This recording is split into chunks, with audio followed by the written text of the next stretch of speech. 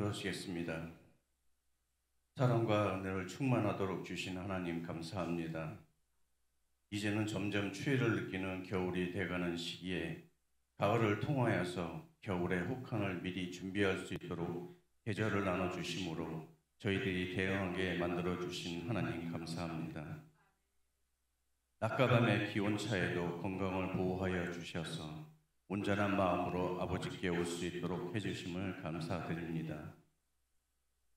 지난 한 주간 하나님의 말씀에 순종하고 살려고 하였지만 그러지 못한 생각과 행동들을 모두 아버지께 회개합니다. 저희들의 약한 마음을 용서하여 주시옵소서. 저희들이 같은 죄를 짓지 않는 마음 되도록 변화시켜 주시기를 간절하게 간구합니다. 이번 11월을 감사의 달로 주셔서 저희들이 하나님께서 주신 은혜와 축복을 다시금 생각하며 무엇으로 우리를 살리고 인도하게 하시는지를 생각하며 감사와 경배가 넘치는 한 달이 되게 하여 주시옵소서. 추위로 인하여 우리 자신뿐만 아니라 주변을 살피며 몸과 마음에 시련과 고통을 겪는 분들을 위로하고 따뜻한 하나님의 품으로 인도하는 풍성한 마음과 예수님이 행하신 선행을 나누는 은혜가 넘치는 신앙생활 되도록 성령님 동행하시며 일깨워 주시옵소서. 오늘도 살아계셔서 역사하시고 저희에게 어제보다 더한 은혜를 주시고자 새로운 말씀을 주실 때에 귀가 열리고 마음이 넓어지며 스스로를 돌아볼 줄 아는 시간이 되도록 인도하여 주시옵소서.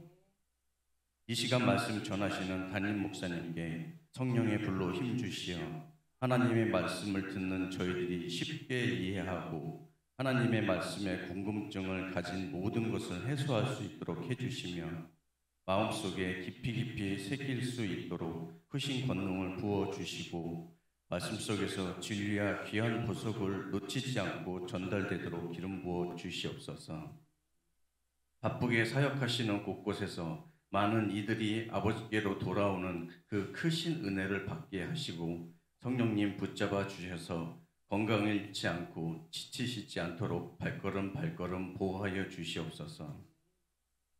다음 주에 있을 추수감사절 예배와 성찬 예식에 모든 성도님들이 함께 하셔서 기쁨과 축복이 넘치는 예배가 되게 하여 주시고 하나님께 영광 돌리는 감사의 날이 되도록 기도로 준비하게 하여 주시옵소서.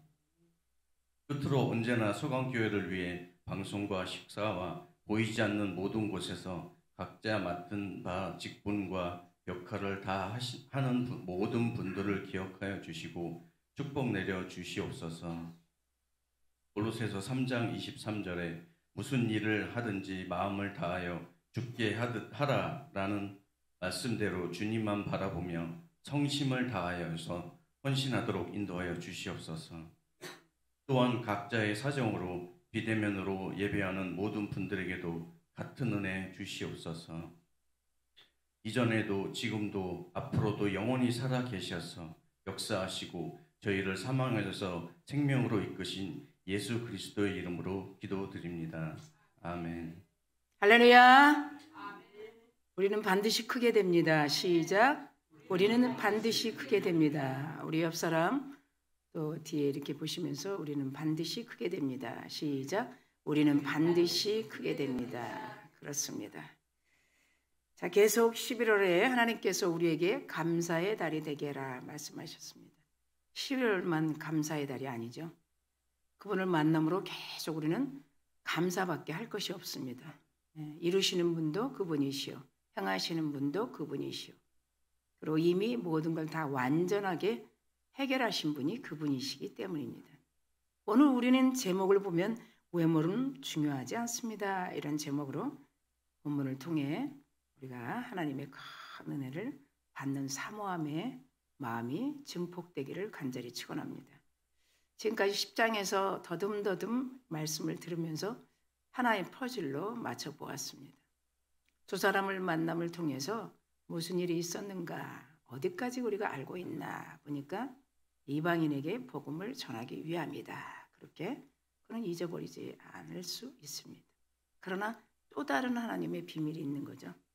그러면 무조건 유대인과 이방인이 하나가 될 수 있을까? 굉장히 심각한 문제겠죠. 어떻게 앞으로 올 이 교회, 어떻게 앞으로 이 시대를 살아가는 그런 교회 안의 공동체에 다들 회원이요, 멤버십이요, 커뮤니티요, 우리는 한 공동체다 그러는데 어떻게 한 마음으로 하나가 될 수 있는가? 그것을 우리가 깊이 듣다 보면 하나님이 이 고넬료와 그리고 베드로를 통해서 그 일까지 온전하게 하시기 위함이구나. 그렇게 들리게 될 줄 믿습니다. 이 고넬료는 이렇게 말씀합니다. 본문에서 조금 지나면 33절이죠.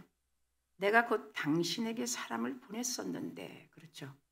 환상 중에 요바로 두 하인을 보내라고 했던 그 말을 지금 하는 것이죠. 이제 다 오셨으니 잘하였나이다. 이제 잘 오셨다는 거. 누구에게 말하는 거죠? 베드로에게 하는 거죠. 이제 우리는 주께서 당신에게 명하신 모든 것을, 그러니까 하나님께서 환상을 통해서 말씀하시고 시몬 피장의 집에 베드로를 만나게 하신, 그렇게 정확하게 성령을 통해 인도하신 그 일들이 확실히 분명하게 알아졌기 때문에 이제 두 하인을 통하여 베드로를 청하여 같이 만나게 됐는데, 집 안에까지 들어왔을 때 함께 인사를 나누는 그런 것들을 우리는 말씀에서 볼 수 있습니다. 나도 똑같은 성정이다. 무릎을 꿇고 절을 하는 모습을 통해서 그냥 일어나시라, 이런 말씀들이 10장에 있습니다. 그런데 이 33절은 모든 것을 듣고자 하여 하나님 앞에 있나이다.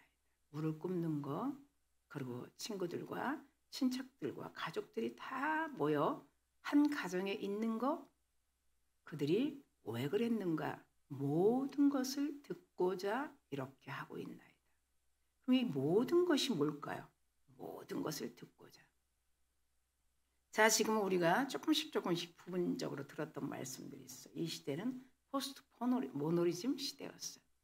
자, 어떤 성향을 우리가 잘 아는가? 무언가 파괴시키고, 무언가 나는 자유를 원하고, 누구도 나를 가둬둘 수 없다. 누구도 나를 속박할 수 없다. 뭐 그런 것이죠. 그런 것들을 우리가 잘 보면서 탈근대주의 뭐 이런 말도 많이 합니다. 그 운동이 지금 우리 이 한국 사회도 마찬가지로 세계적으로도 더 누구도 나를 억압할 수 없다. 복음이 왜 우리를 억압하는가? 그런 거를 조금씩 우리가 알아가고 있습니다. 그 다음에 두 번째 들었던 말씀은 포퓰리즘입니다. 이것은 여러분과 우리가 들었던 2002년도에 대한민국 그랬죠. 붉은 악마를 통해서 나가기 시작했다는 겁니다. 2002년도서부터. 그때 우리가 역사적으로 기독교의 역사로 보면 사람들이 믿음이라는 것이 무엇인가, 그리고 교회를 다니면서 어떤 믿음이 있어야 하는가, 어떤 믿음, 그냥 교회만 왔다 갔다 하면 되는가. 그때 우리가 잘 살펴본 이 코로나 팬데믹 이후의 데이터는 우리가 근원의 믿음의 뿌리가 계속 성장 동력을 잃어버렸다. 그래서 모멘텀이라고 해서 모멘텀, 성장 동력. 그러니까 믿음의 뿌리를 잘 내리지 못할 수 있었던 것이 무엇인가? 그러니까 교회에 대해서 잘 알지 못했다. 교회에 대해서 듣지 못했다. 이거를 성장의 동력을 잃어버렸기 때문에 그런 어떤 정서가 생겼는데, 어떤 정서라고 하는가? 포퓰리즘이라는, 밖으로 무조건 나가서 선동해서 소리치면 그냥 어떤 겁도 없이 내가 맞다. 이런 것들이 2002년도에 올림픽 그 축구에서 모든 사람들이 다 밖으로 나가기 시작해서 지금은 무슨 일만 있으면 밖으로 나가서 소리 지르면 다 되는 걸로 알고 있는 그런 대중 선동의 정서가 생겼다라고 그렇게 해서 지금 다들 그 포퓰리즘 시대다 뭐 이렇게 얘기하고 있습니다. 그것이 안 맞는 건 아니에요. 지금은 안에 있지를 않습니다. 하나님은 안으로 우리를 부르셨습니다. 아멘. 세상 밖에서 우리를 에클레시아 안으로 부르신 거예요. 그런데 세 번째, 요새 제가 설교 중에 새벽이나 수요일, 금요일에 여러분과 나누는 한 단어는 모토토리엄. 모토토리엄. 이거는 무슨 증후군인가? 모토토리엄. 이건 뭔가 무슨 일이든 맡기면 무책임하게 생각하는 사람. 모라토리엄. 이거를 이제 제가 이렇게 바꿔서 여러분에게 소개했는데 모라토리엄인 건데 이런 사람들은 자기가 맡은 일이 해결됐는지 안 됐는지도 상관없이 무조건 무책임합니다. 난 모르겠습니다. 전 잘 모르겠습니다. 그렇게 이게 교회 안에도 모라토리엄 해가지고 계속 그 단어가 우리들에게 들려지고 왜 그런 단어를 사용하는가 보니까 하나님은 우리에게 맡긴 일들이 너무 많잖아요. 그런데 그 너무 많은 것이 우리를 억압하고 우리를 자유를 잃어버리기 위해서 맡긴 게 아니고 하나님과 교제하기 위해서 우리를 부르셔서 맡긴 일인데 시간이 가면 갈수록 더 자기의 어떤 무책임을 계속 회피하는 거예요. 말로도 그렇고 행동으로. 그런 행동들과 그런 정서가 교회 안에서 계속 퍼지고 있다. 그런 것을 여러분이 좀 들어보시면 조금 이제 다음 2025년도 그리고 30년도 가면 더 지금 들었던 이 처치 플래너터 그리고 처치 플래너, 교회 세움, 프로크럼 이게 무슨 말인가 이것이 계속 들릴 거예요. 그러니까 하나님은 이 시대에 이렇게 무책임한 공동체 그리고 무슨 일만 있으면 밖으로 나가서 대중선동하는 정서 그리고 무슨 일만 있으면 다 파괴, 자유는 없다. 이런 공동체가 되지 않기 위해서 하나님은 성령을 통해서 이 시대의 일꾼을 찾고 계신다는 거예요. 이 시대의 일꾼. 하나님은 인물 보고 찾지 않아요. 얼굴 보고 찾지 않아요. 스펙 보고 찾지 않아요. 하나님이 찾으시는 분이 있어요. 어떤 사람일까요? 생각해 보는 그 고넬료와 베드로를 통해서 어떤 사람, 왜 제목이 외모는 그닥 중요하지 않다고 우리에게 주신 말씀이에요. 왜 그러는가? 하나님은 이 시대의 성향, 이 시대를 어떻게 이끌고 갈 수 있는가? 하나님이 찾으시는 분. 성령이 이 시대의 흐름을 타고 어떻게 교회의 정서를 안정적으로 평안하게 이끌어갈 것인가? 왜 교회의 공동체의 정서를 편안하게 안정적으로 안심하고 평강으로 이끌어 가야만이 주님 오시는 그날까지 우리에게 약속하신 그 약속들을 지킬 수 있잖아요. 그러니까 하나님이 찾으시는 이 진정한 리더는 누구인가? 하나님 리더를 찾는 거지 돈 많은 사람을 찾는 게 아니고 얼굴 잘생긴 사람을 찾는 게 아니고 예전처럼 막 영향력이 있는 사람을 찾는 게 아니라는 거예요. 이것도 여러분 우리가 잘 드러나야 돼요.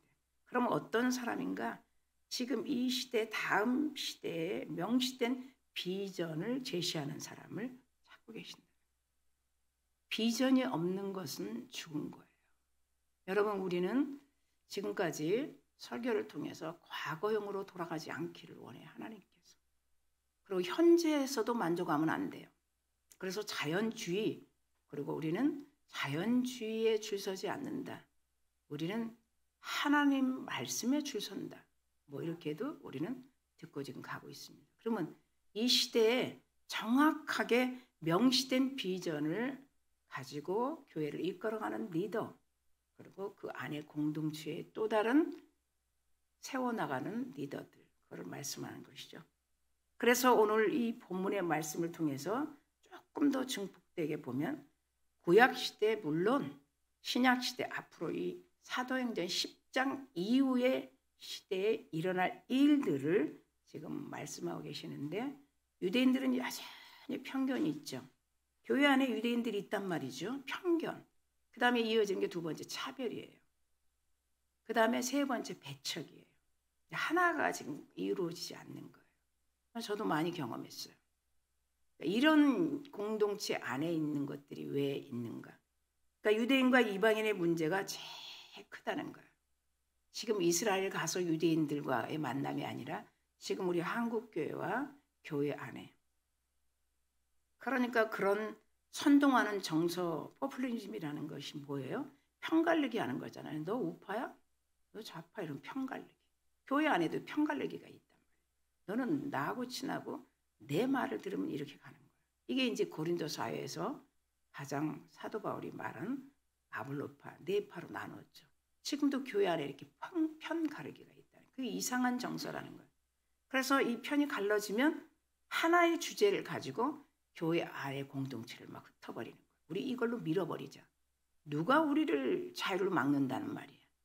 자, 그런 것들을 우리가 조금씩 들어보면서 유대인들의 특색을 제가 소개하려고 합니다. 유대인들은 이방인은 하나님의 백성이 아니라고 합니다. 아주 이 편견이 굉장합니다. 그래서 이게 베드로전서 2장 10절에 있는 거예요. 그리고 하나님의 언약 밖에 있는 외인이다 이렇게 얘기해요. 우리 이방인들. 교회 안에 지금 우리는 이방인이 아니에요. 그렇죠? 이면적 할례인인가 표면적인가? 여러분 우리는 충분히 들었어요. 그러니까 세상에 없는 자라고 사도 바울도 에베소서 2장 12절에 말했어요. 예. 그러면 우리가 지금 계속 새생명 전도 축제 이방인들을 교회 안으로 올 수 있도록 하는 그 운동이잖아요. 예. 우리가 자칭 교회 안에 먼저 있으니까 우리는 거룩한 이스라엘로 말하면 유대인들이라고 볼 수 있죠.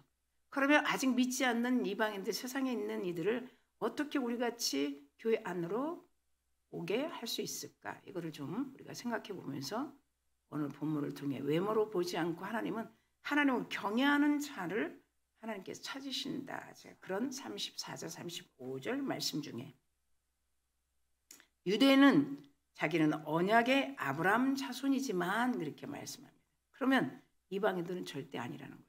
지금 우리 교회 안에서도 마찬가지예요. 세상을 바라볼 때 저들은 택함을 받지 못한 자들이야. 그리고 하나님이 아직 안 부르셨어. 그리고 하나님이 부르셔도 그들은 잘 몰라. 뭐 그런 말들이죠. 이것이 로마서 11장 1절에 말씀하고 있어요. 그럼 유대인들은 징표가 있다는 거예요. 어떤 징표일까요? 할례죠. 그럼 이방인들은 그런 징표가 없죠. 그래서 빌립보서 3장 5절에도 사도 바울이 그렇게 말씀합니다. 우리 유대인들은 징표가 있었다. 그리고 이방인들은 없었다. 이런 편견이 아주 극심한 거죠. 그리고 차별, 분리하죠. 그리고 배척하죠. 들어오지 못하도록. 이방인의 뜰에 들어오지 못하도록. 유대인은 하나님의 거룩한 성전에 들어올 수 있지만 너희들은 절대 뜰 안으로 들어오지 못하고 뜰 밖에만 있어야 된다. 유대인들은 아브라함의 품과 하나님의 나라가 보장되었지만 이방인들은 보장되지 않았다. 자, 이렇게 몇 가지를 조금 저와 여러분이 나눴습니다. 심지어 유대인들의 기도 내용 중에 한 부분인데 전번에 며칠 전에도 제가 여러분에게 얘기한 것처럼 우리는 이방인으로 태어나지 않는 것이 너무 감사하다. 그 기도가 들어있다. 그러니까 우리를 보면은 저 세상에 있는 저 담장 밖에 우리는 교회 안에 담장 밖이죠. 있는 분들은 참 불쌍하다. 그렇게 생각하는 거 똑같죠. 근데 하나님은 이 고넬료와 베드로를 통해서 저 담장 밖에 있는 자들을 데리고 와서 내 집에 강권하여 채우라 그랬어요. 누가복음 말씀에. 네. 길, 울, 가로 가서 그들을 데려와서 내 이 빈 자리에 채우라는 그것이 사실은 새생명 전도 축제 운동이에요. 그래서 333이라는 그런 운동의 표지도 올려봤어요. 하나님께서 에레미야를 통해서도 그렇게 우리가 기도하고 있는 새생명 전도 축제를 위해서 부르짖고 기도하면 크고 놀라운 일을 보이지 않겠습니까? 그런 333 전도 그런 운동의 표지 이렇게 대충 우리 월보를 통해서 지금 들어가고 있어요. 성경의 역사나 교회 역사나 가장 치열한 논쟁이 어떤 거냐? 유대인과 이방인의 편견, 그 다음에 차별, 그 다음에 배척이라는 거예요. 앞으로 이제 이 양주 그렇죠? 아주 사통팔통의 도로가 계속적으로 새롭게 정리되고 있습니다. 도로가. 저는 개인적으로 그렇게 생각합니다. 어떻게 편도 1차 여러분 아시죠? 거기에서 4차선이 열릴 수 있을까? 양주시에서 이 양주에서 돈이 뭐 많아서 그럴 거 아니죠. 수용성이 있다는 거 아니겠습니까? 그러면 그 수용성에 맞게 사람들이 들어오고 문화와 모든 것들이 좀 새롭게 되겠죠. 그러면 우리 교회도 하나님이 우리는 그럴까 올까 생각할지 몰라도 하나님은 계획하지 않겠습니까? 그러는 신양주 신도시가 되면 여기밖에 없는데 어떤 이들이 어떤 하나님의 백성들을 우리 교회로 하나님께서 부르시는가 좀 이렇게 생각해 봅니다. 그래서 그런 편견, 배척 뭐 이런 그런 것들이 잘 하나가 될 수 있도록 사도행전 15장 21장의 말씀들을 보면서 하나님은 계속 몸도 하나요, 마음도 하나요, 한 마음으로 계속 공동체를 이끌어 가시는 거예요.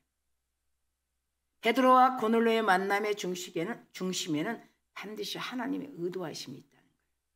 우리가 생각하지 못하는 우리는 그 하나님의 의도하심을 전혀 몰라요. 교회 다녀도. 자, 이것이 핵심이에요. 그냥 교회 다니는 거예요. 뭐 내가 이렇게 하면 복 주겠지. 하나님의 의도 몰라요. 하나님의 의도를 안다면 하나님의 의도를 이 구약의 39권의 모든 선지자들이 하나님의 의도를 예언한 거지 다른 거 없어요. 하나님의 의도하심을. 그래서 하나님이 이렇게 서로 극단적인 문제인 이 유대인과 이방인의 관계를 두 사람을 통해서 풀어내시려고. 아멘 합시다. 풀어내시려고. 예, 우리 교회도 마찬가지예요. 그들의 새로운 문화가 왔을 때 어떻게 그들과 함께 이 하나님의 나라를 이끌어갈 것인가. 이건 분명히 성령 안에서 풀어야 되는 것이거든요. 모두가 비판하고 범죄만 하면 어떻게 유대인이든 이방인이든 둘 다 망하게 될 수밖에 없어요.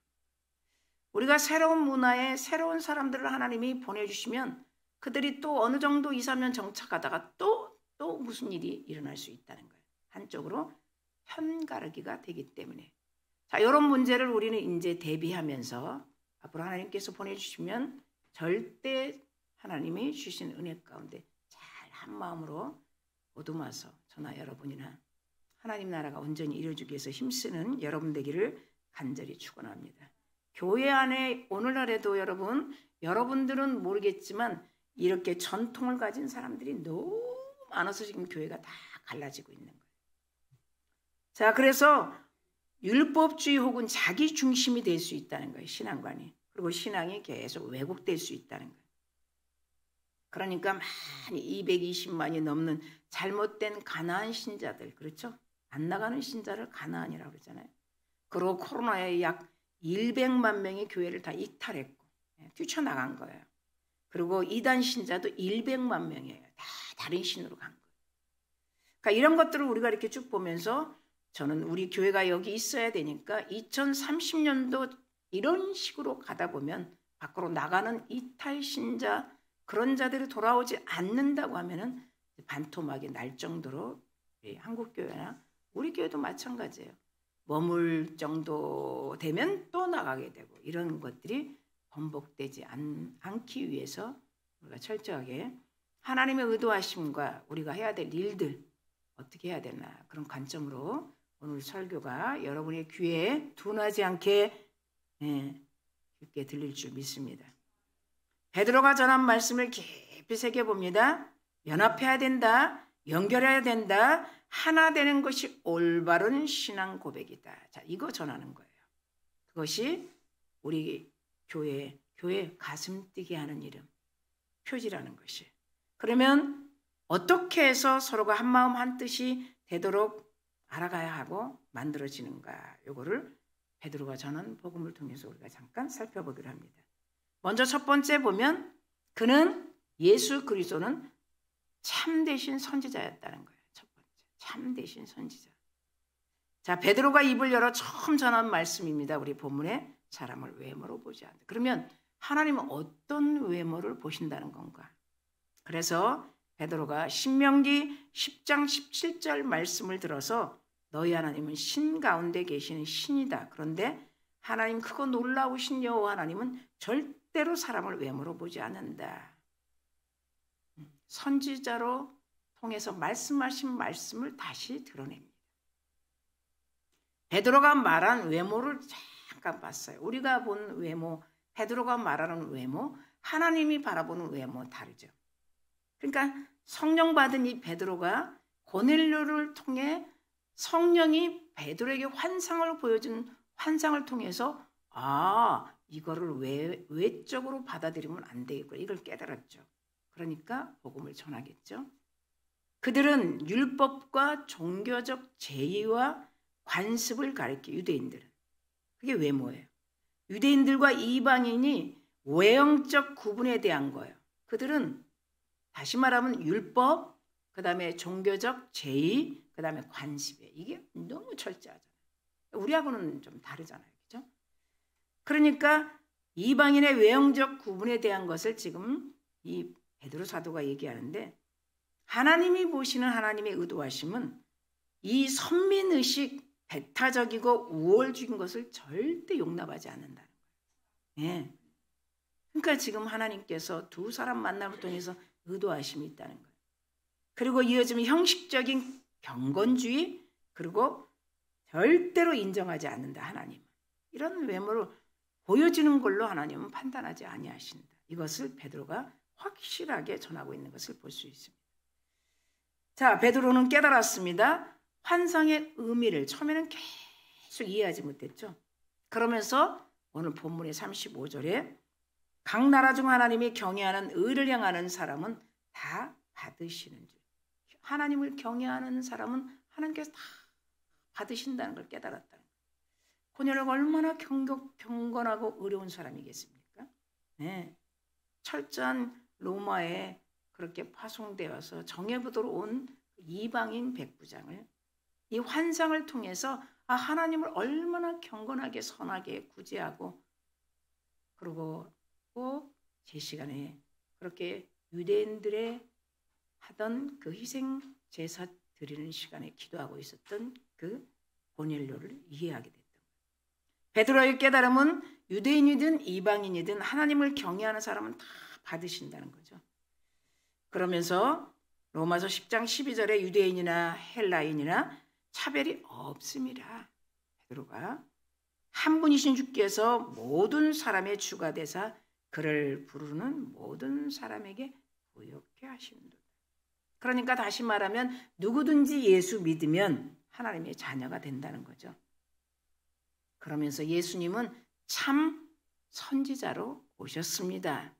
예수님이 선지자로 오셔서 무엇을 하셨나, 이거를 잠깐 베드로 사도가 36절 38절까지 오늘 10장을 통해서 말씀하시는데, 그가 오셔서 이 세례를 받으시고, 그렇죠?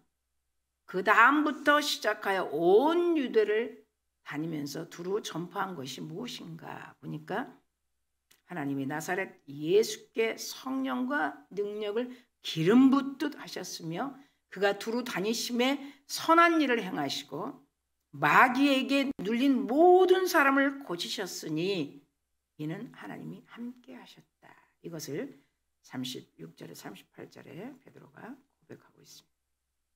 그것은 무슨 말입니까? 모든 피조물, 세계, 만물, 모든 사람의 주가 되신다는 그분은 화평의 복음을 오셔서 전하고 계셨다. 그러니까 마귀에 눌린 하나님을 알지 못하는 자들을 다 성령의 기름을 물붓듯이 부으셔서 선한 일을 하신 분, 선지자로 오신 예수님이었다. 이렇게 말씀하고 있습니다. 그러니까 유대인과 이방인은 전혀 차별이 없다는 것이죠. 다시 말하면 예수님을 통해서만 유대인과 이방인의 가로막혔던 이 관계의 장벽이 완전히 무너진다.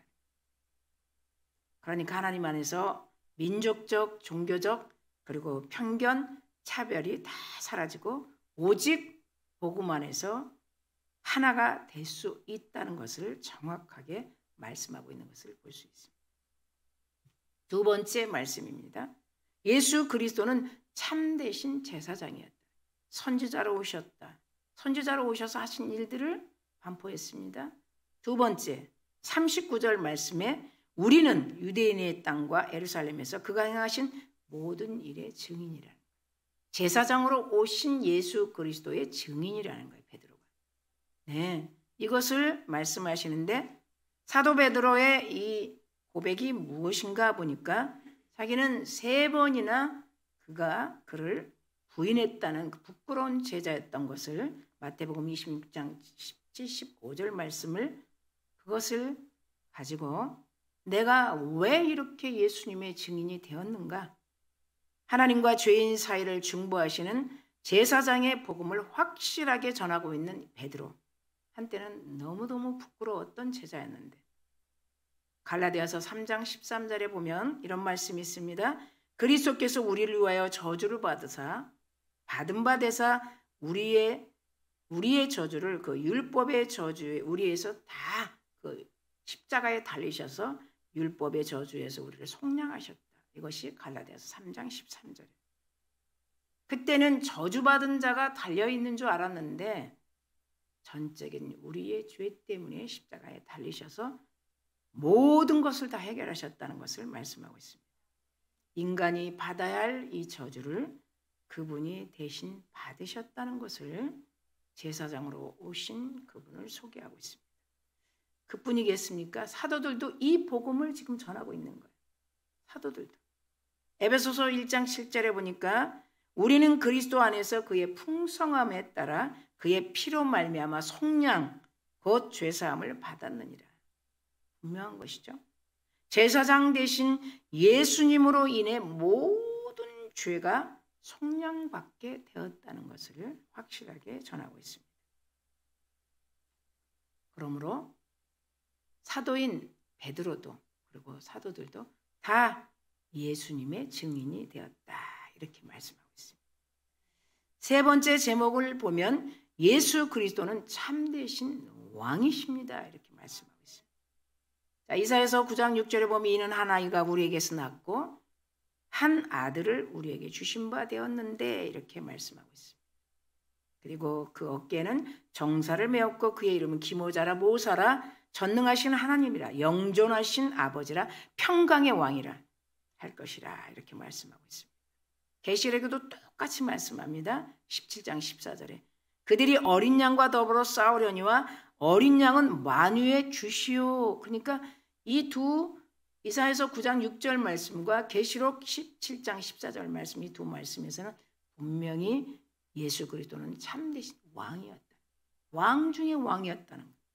자, 오늘 본문 10장 42절에 우리에게 명하사 백성에게 전도하되 하나님이 살아있는 자와 죽은 자를 재판장으로 정하신 자가 곧 이 사람인 것을 증언하게 하셨고 이렇게 말씀하고 있습니다. 증언하게 하셨고 이 말씀에서는 예수님은 하늘 보좌에 앉으신 왕으로서 모든 살아있는 자와 죽은 자를 재판하시는 재판장이라고 베드로가 지금 외치고 있는 것입니다. 그는 참되신 재판장이시며 왕이셨다.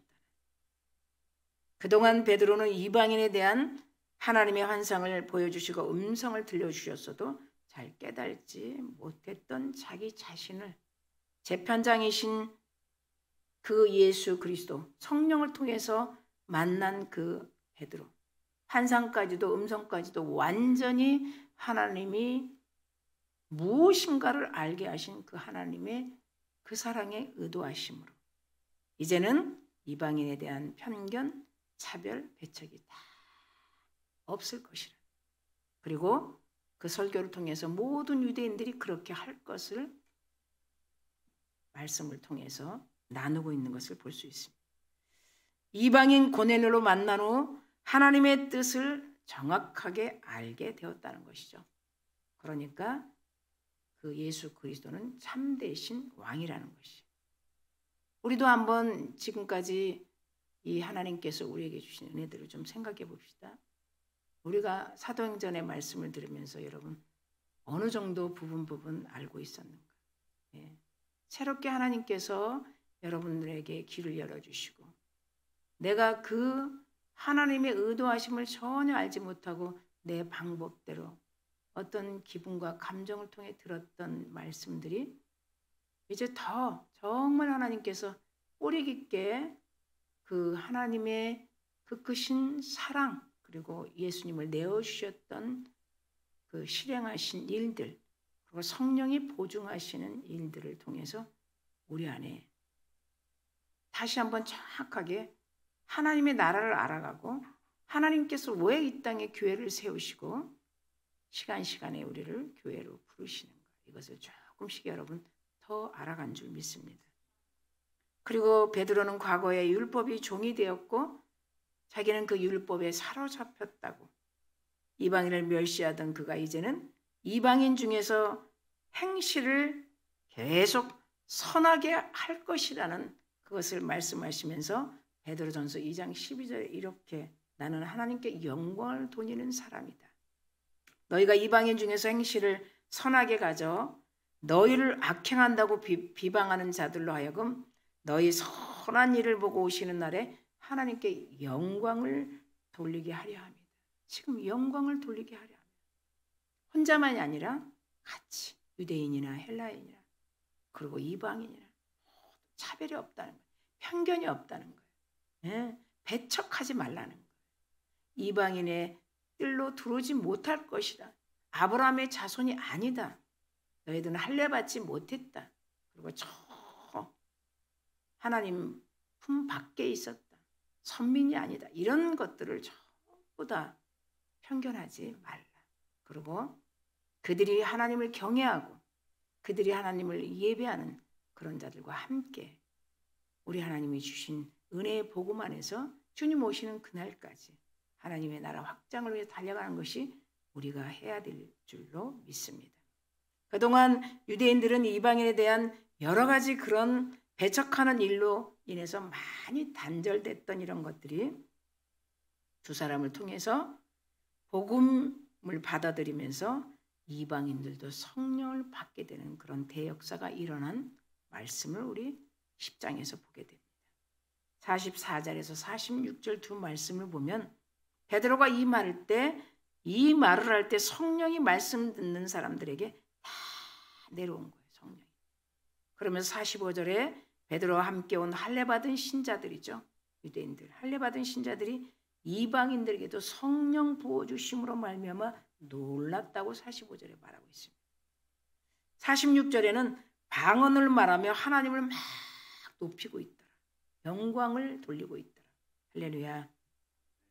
여러분, 우리가 앞으로 하나님께서 우리 서강교회를 이끌어 가시는 것을 여러분 기대해야 합니다. 저는 매일매일 기적같이 살고 있습니다. 실제로 저와 같이 옆에 있는 분들은 그것을 보고 있습니다.